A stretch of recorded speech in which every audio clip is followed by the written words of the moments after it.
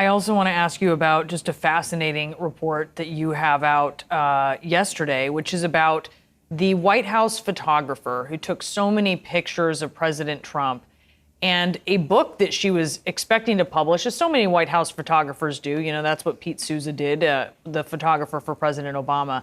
And in the end, she decided not to publish her book because President Trump, or at least in part, President Trump published his. Tell us about this. So this is a really interesting story my colleague Eric Lipton and I published yesterday.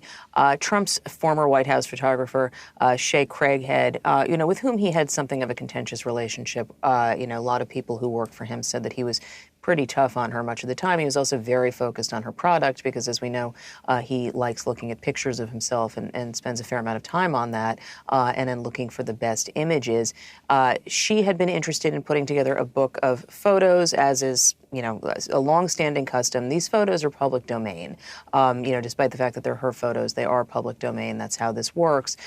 She had had some discussions with people around Trump. It was made clear that he was interested in some cut of her profits. And then there was some, discussion about whether he would participate. And then all of a sudden, he was going ahead with his own book of White House photos. And there are a lot of people around, Trump, even people who really like him, who are put off by what happened here.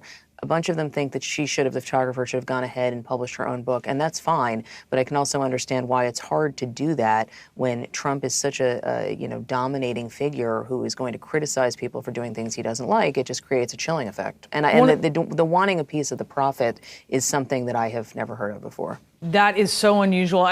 Something that really stood out to me in your reporting was that as you were reporting this out, former President Trump, actually reached out to the photographer. Is that right? Yes.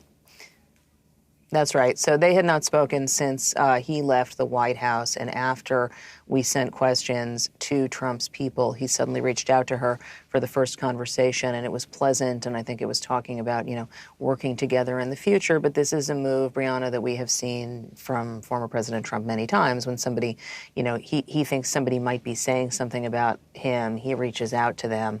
But it is notable that it did not happen until we started our reporting.